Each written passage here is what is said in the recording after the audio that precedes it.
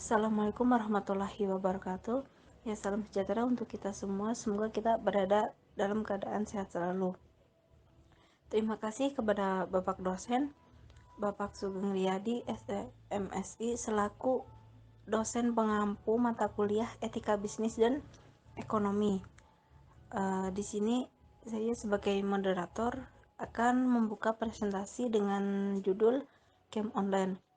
Sebelum presentasi dimulai, di sini saya akan memperkenalkan anggota-anggota kami dari kelompok 7. Yang pertama itu ada Mbak Haniatul Aska dengan NIM 33, yang kedua ada Mbak Lina Marwah dengan NIM 36, dan saya sendiri Lani Muhainah dengan NIM 37.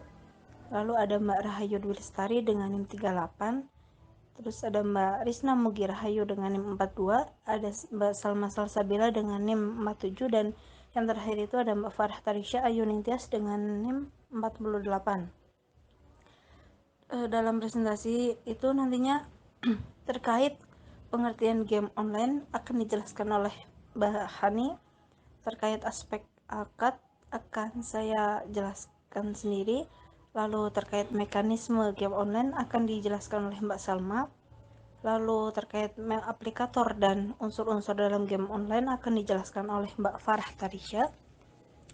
Terus terkait dengan syarat dan ketentuan dan jaminan akan dijelaskan oleh Mbak Rahayu. Terus ada perspektif hukum positif, itu nantinya akan dijelaskan oleh Mbak Risna, dan kemudian menurut perspektif hukum Islam nantinya itu akan dijelaskan oleh Mbak Lina. Game online sendiri merupakan wadah bermain yang sangat digemari pelajar, di mana game online sendiri mempunyai beberapa daya tarik yang membuat pelajar lebih memilih bermain daripada belajar. Hal tersebut dibuktikan dengan banyaknya pelajar yang sering membolos dan menghabiskan waktu di depan komputer daripada buku, sehingga menyebabkan aktivitas belajarnya terganggu.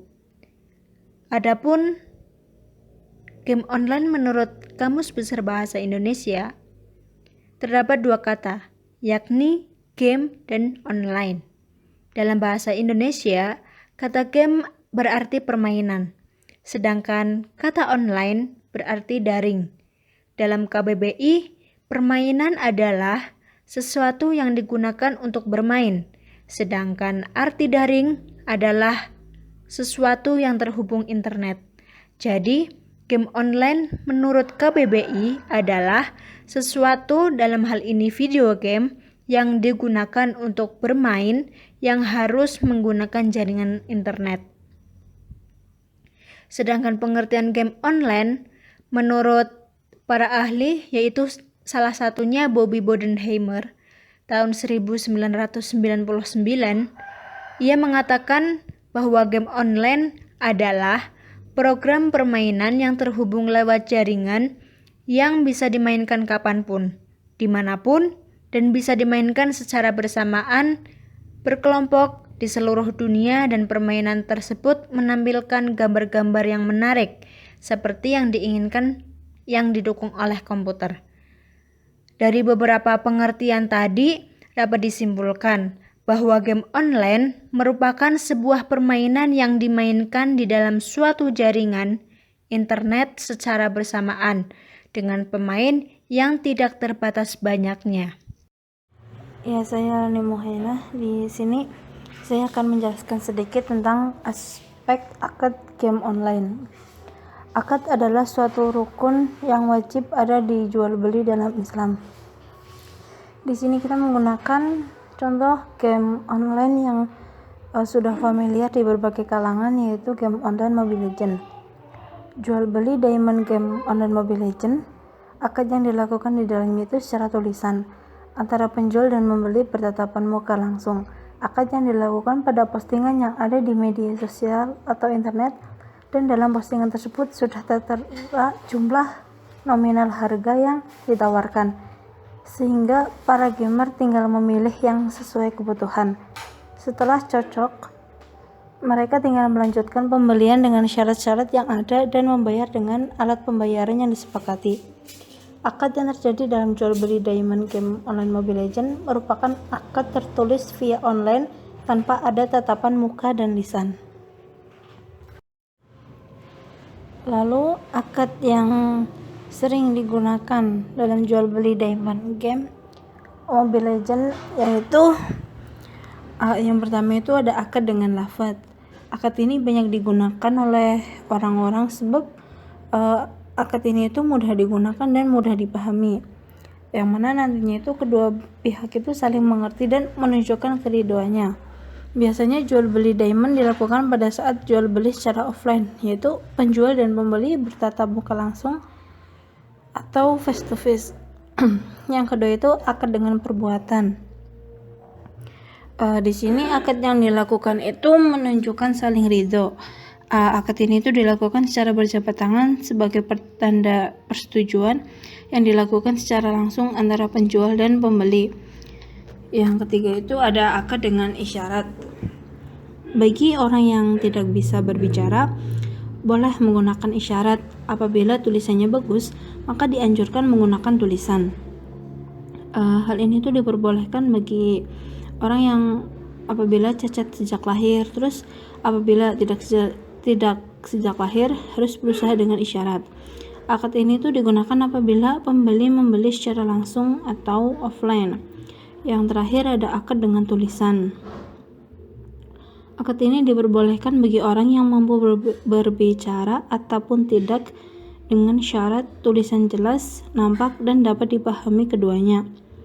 Ijab kabul dengan tulisan jika kedua belah pihak berada di tempat yang saling berjauhan satu sama lain atau pihaknya itu tidak dapat berbicara. Akad ini biasanya digunakan ketika jual beli secara online. Penjual dan pembeli menggunakan media chatting sebagai tanda akad. Selanjutnya, mekanisme jual beli game online.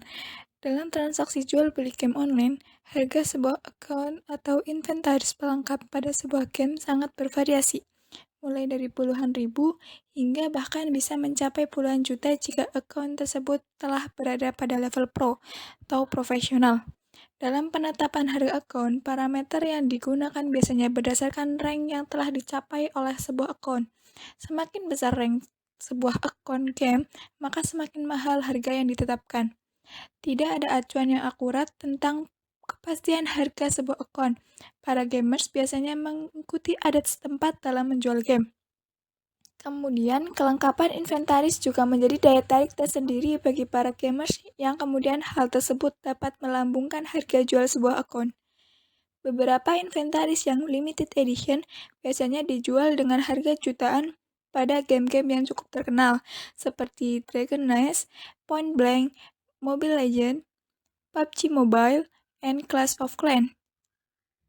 Adapun motif yang melatar belakangi para gamers memperjualbelikan akun diantaranya, yang pertama, gamers mempunyai 2 akun pada satu game, sehingga pada titik tertentu hal tersebut membuat gamers gampang bosan, yang berakhir pada kesimpulan untuk menjual game bersangkutan kepada yang lain. Yang kedua, penjualan akun disebabkan oleh rasa bosan yang dialami seorang gamer sudah mencapai klimaksnya. Dan yang terakhir, seorang gamers menjual akun karena ia tidak ingin lagi memainkan game tersebut dan ingin berpindah pada game yang baru. Sekian, terima kasih. Lalu yang selanjutnya aplikator game online. Di dalam game online terdapat berbagai macam benda-benda virtual. Benda-benda virtual ini sering disebut dengan virtual property atau item. Para pemain game online dapat memiliki virtual property ini selama memainkan game online. Kepemilikan terhadap virtual property ini sendiri berguna bagi para pemain selama memainkan game online. Kepemilikan terhadap virtual property ini juga dapat meningkatkan status sosial sang pemain di dalam game online, terutama untuk virtual property yang bersifat langka atau sekedar memberikan kepuasan kepada pemain dengan memiliki virtual property tersebut. Beberapa unsur yang ada dalam game online. Unsur yang pertama adalah akun game online merupakan data digital yang menyimpan atau berisikan tentang informasi pribadi dari pembuat akun tersebut, yang meliputi data pribadi seperti identitas dan informasi pribadi, email dan nomor telepon ataupun nomor handphone atau smartphone. Unsur yang kedua adalah akun game online juga memiliki kekayaan yang meliputi mata uang ataupun alat tukar dalam game online, virtual property atau item, dan juga nilai kekayaan yang berasal dari mata uang asli yang diubah menjadi e-money atau digital cash di dalam game untuk membeli suatu item khusus. Bismillahirrahmanirrahim. Saya Rahayu Dwi Lestari, NIM 19173011138. Di sini akan memaparkan mengenai syarat dan ketentuan game online. Selain koneksi internet sebagai rukun pertama dalam bermain game online, memiliki akun merupakan rukun kedua untuk dapat memainkan game online. Akun di sini memiliki perbedaan arti dengan akun pada bidang keilmuan ekonomi. Akun yang dimaksud adalah yang dibuat sendiri oleh pemain dengan cara melakukan registrasi di situs perusahaan penyedia jasa game online tersebut. Dalam melakukan registrasi, pemain diharuskan untuk memasukkan berbagai data pribadi pemain ke dalam setiap kolom yang disediakan. Pada saat akan masuk ke dalam game online, setiap pemain harus memasukkan username dan password sebagai mana yang dibuat pada saat pendaftaran. Fungsi dari akun ini adalah sebagai identitas pribadi dari pemain. Setiap akun akan menyimpan informasi pribadi pemain, tetapi tidak hanya mengenakan data diri pemain, namun juga mengenai karakter yang dimainkan hingga kepada level atau ranking karakter tersebut. Benda-benda virtual, mata uang game, pemain game online dapat memiliki virtual property ini selama memainkan game online. Kepemilikan terhadap virtual property ini sendiri berguna bagi para pemain selama memainkan game online. Dari unsur di dalamnya, unsur yang pertama adalah akun game online merupakan data digital yang menyimpan atau berisikan tentang informasi pribadi dari pembuat akun tersebut, yang meliputi handphone atau smartphone. Unsur yang kedua adalah akun game online juga memiliki kekayaan yang meliputi mata uang ataupun alat tukar dalam game online, virtual property atau items, dan juga nilai kekayaan yang berasal dari mata uang asli yang diubah menjadi e-money atau digital cash di dalam game untuk membeli sesuatu item khusus. Kemudian ada ketentuan game online. Dalam game online, pemain yang hendak memainkan game online tersebut harus memainkan permainan tersebut pada perangkat yang akan digunakan. Perangkat yang dipasang pada game online akan bertindak sebagai klien. Melalui jaringan internet, pemain dapat berhubungan dengan server dari game tersebut. Sebelum dapat memainkan game tersebut, maka pemain harus terlebih dahulu melakukan pendaftaran dan membuat akun pada server yang bersangkutan.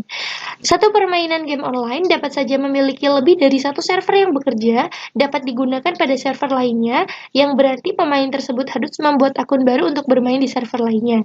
Pada saat ini, perangkat yang dapat digunakan untuk dapat bermain game online tidak hanya dengan perangkat komputer saja, tetapi game online pada saat ini juga sudah tersedia untuk perangkat lainnya seperti game konsol, contohnya PlayStation atau Xbox, dan perangkat lainnya berupa handle game, contohnya atau mobile atau smartphone yang pada saat ini sedang berkembang pesat dalam dunia game. Kemudian dilanjutkan, saya akan memaparkan mengenai jaminan dari game online. Pendaftaran akun yang dilakukan oleh pemain tidak hanya mengisi setiap kolom pendaftaran dengan data pribadi saja, tetapi pemain juga harus menyetujui persyaratan dan kondisi pendaftaran. Persyaratan dan kondisi pendaftaran biasa disebut dengan istilah EULA, End Use License Agreement, dan Term of Service. EULA mengatur mengenai kewenangan yang dimiliki oleh pembuat program komputer terhadap penggunanya. Jika dikaitkan dengan game online, maka EULA mengatur mengenai apa saja yang boleh dan tidak boleh dilakukan oleh pemain game online terkait dengan lisensi terhadap program game online tersebut. Term of Service atau yang disingkat TOS adalah suatu peraturan yang mengatur mengenai syarat-syarat seseorang dalam menggunakan suatu layanan. Jika EULA mengatur mengenai kewenangan yang dimiliki oleh pembuat program komputer terhadap penggunanya, maka TOS mengatur mengenai syarat-syarat pengguna suatu layanan yang disediakan oleh penyelenggara layanan. Jika dikaitkan dengan game online, maka TOS mengacu kepada aturan dalam menggunakan layanan game online tersebut. Dalam praktiknya, jika pembuatan sistem tidak untuk digunakan sendiri, maka umumnya sistem tersebut adalah dibuat dalam rangka hubungan bisnisnya dengan pihak ketiga atau konsumen. Dan dalam kelazimannya, sebaiknya penyelenggara tidak lupa untuk mengasuransi sistem tersebut terlebih dahulu sebelum memutuskan untuk berhubungan dengan pelanggan. Berupaya sebaik mungkin untuk meminimalkan segala macam resiko adalah kata kunci pertanggungjawaban penyelenggaraan kepada publik, khususnya yang menjadi penyelenggara atau konsumennya. Selain tanggung jawab kepada konsumen, penyelenggara juga bertanggung jawab untuk mengikuti standar yang lazim berlaku dalam komunitasnya atau terhadap penerapan pedoman pemerintah sebagai patokan melakukan upaya yang terbaik dan menjaga mutu penyelenggaraan jasanya atau quality of service. Pada dasarnya, ia harus bertanggung jawab secara mutlak terhadap semua dampak kerugian yang ditimbulkannya kepada pihak lain. Namun hal itu bisa berubah menjadi terbatas atau pembatasan tanggung jawab. Jika ada suatu mekanisme tertentu yang menjadi ukuran dalam keberadaan suatu kewajiban, baik sebelum atau setelah terjadinya sesuatu peristiwa, tak tentu atau aksiden, maka terhadap tanggung jawab hukum sebenarnya juga dapat dibedakan dalam dua hal, yakni tanggung jawab sebelum terjadi sesuatu kejadian dan tanggung jawab setelah kejadian. Dalam Peraturan Pemerintah Nomor 82 Tahun 2012 tentang penyelenggaraan sistem dan transaksi elektronik, mengatur lebih khusus terhadap tanggung jawab penyelenggaraan sistem elektronik terhadap perlindungan data atau informasi elektronik dari pengguna sistem elektronik penyelenggara. Pasal 12 ayat 1 penyelenggara sistem elektronik wajib menjamin A. Tersedianya perjanjian tingkat layanan, B. Tersedianya perjanjian keamanan informasi terhadap jasa layanan teknologi informasi yang digunakan, dan C. Keamanan informasi dan sarana komunikasi internal yang diselenggarakan. Kemudian ada pasal 15 ayat 1 penyelenggaraan sistem elektronik wajib. A. Menjaga rahasia, keutuhan, dan ketersediaan data pribadi yang dikelolanya. B. Menjamin bahwa perolehan, penggunaan, dan pemanfaatan data pribadi berdasarkan persetujuan pemilik data pribadi, kecuali diketemukan lain oleh peraturan perundang-undangan. Dan C. Menjamin penggunaan atau pengungkapan data yang dilakukan berdasarkan persetujuan dari pemilik data pribadi tersebut dan sesuai dengan tujuan yang disampaikan kepada pemilik data pribadi pada saat perolehan data. Kemudian ayat 2 mengatur jika terjadi kegagalan dalam perlindungan rahasia data pribadi yang dikelolanya, penyelenggara sistem elektronik wajib memberitahukan secara tertulis kepada pemilik data pribadi tersebut. Sekian, terima kasih yang dapat saya sampaikan. Perkenalkan, nama saya Risna Bugirahayu, NIM 42, yang akan menjelaskan game online perspektif hukum positif. Nah, jual beli akun game online berdasarkan Undang-Undang Nomor 11 Tahun 2008 tentang Informasi dan Transaksi Elektronik Bab 5, Transaksi Elektronik Pasal 17 sampai 22 disebutkan bahwa terdapat beberapa hal yang sesuai dengan ketentuan UU ITE, yaitu 1. Penyelenggaraan transaksi elektronik dapat dilakukan dalam ruang lingkup publik ataupun private. Hal ini menyatakan bahwa jual beli akun game online bisa dilakukan dalam hukum publik atau privat di Indonesia. Hal tersebut dimaksudkan bila terjadi kesalahan pada pihak-pihak yang bersangkutan, maka proses hukumnya bisa dilakukan pada ruang lingkup publik atau private. Kemudian yang kedua, para pihak yang melakukan transaksi elektronik wajib beritikat baik dalam melakukan transaksi dan atau pertukaran informasi elektronik dan atau dokumen elektronik selama transaksi berlangsung dalam jual beli akun game online ini apabila melalui via online tidak sesuai dengan UU ITE karena tidak adanya itikat baik dalam jual beli tersebut. Nah, dari jual beli ini dapat berakibat dampak yang merugikan pada para gamers dan pembeli. Sekian. Assalamualaikum warahmatullahi wabarakatuh. Sebelumnya perkenalkan, nama saya Lina Marwa, NIM 19 17 30 11 36. Di sini saya akan memaparkan sedikit tentang game online dalam perspektif hukum Islam. Jika dilihat dari sudut pandang Islam, game online merupakan sesuatu yang baru dan belum ada hukumnya di dalam Al-Quran maupun Al-Hadis. Pengambilan hukum sesuatu yang baru dapat dilakukan dengan menarik hukum asal perkara tersebut. Di dalam usul fikih ada kaidah yang menyatakan al-aslu fil asya'il ibahah. Hukum asal segala sesuatu itu mubah sampai ada dalil yang jelas melarangnya. Islam tidak melarang memainkan game online selama memainkannya masih dalam batas kewajaran dan yang dimainkan tidak bertentangan dengan hukum syariat. Segala sesuatu yang dilakukan secara berlebihan akan memberikan dampak yang tidak baik, termasuk permainan game online yang mudah menyebabkan kecanduan bagi pemainnya. Berkenaan dengan game online menurut kaidah di atas, maka dihukumi boleh selama game tersebut tidak menimbulkan kemadorotan. Menurut Firdaus di dalam artikelnya, ada beberapa asas dalam sebuah permainan dalam Islam. Di antaranya, yang pertama, sebuah permainan harus halal secara syar'i, seperti halnya kuis edukasi, olahraga, permainan angka, dan sebagainya. Kemajuan teknologi yang semakin pesat membuat game online semakin bervariatif macamnya. Banyak game-game online saat ini yang menerapkan sistem jual beli koin di dalamnya, bahkan ada juga yang beraroma perjudian seperti halnya pada game poker dan sejenisnya yang di dalamnya memperjualbelikan koin agar dapat bermain, dan bagi yang kalah akan kehilangan koinnya. Islam sangat melarang segala sesuatu yang ada unsur perjudian di dalamnya, dan segala permainan yang ada unsur taruhannya termasuk dalam kategori perjudian. Ada banyak dampak dari perjudian. Selain merugikan materi, judi juga dapat mengakibatkan kecanduan. Karena apabila menang, maka akan semakin menggebu-gebu untuk menambah pundi-pundi koin, dan apabila kalah, akan merasa tertantang mencobanya kembali untuk mengembalikan modal yang telah hilang.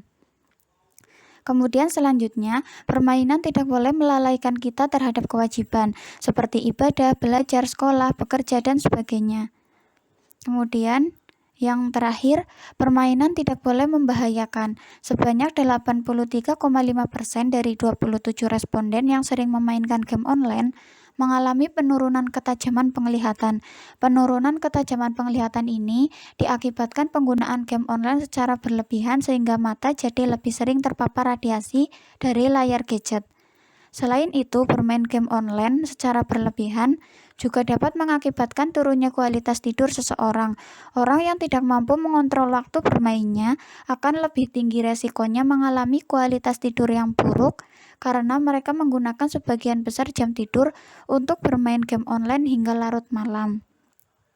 Jadi, dari ketiga prinsip di atas dapat dipahami bahwa memainkan game online secara berlebihan dapat memberikan dampak negatif bagi para pemainnya maupun orang di sekitarnya. Islam sendiri menganjurkan kita menjauhi sesuatu yang membahayakan kita. Selain itu, Islam juga membenci orang yang menyia-nyiakan waktunya untuk kegiatan yang tidak bermanfaat karena itu merupakan pekerjaan syaitan.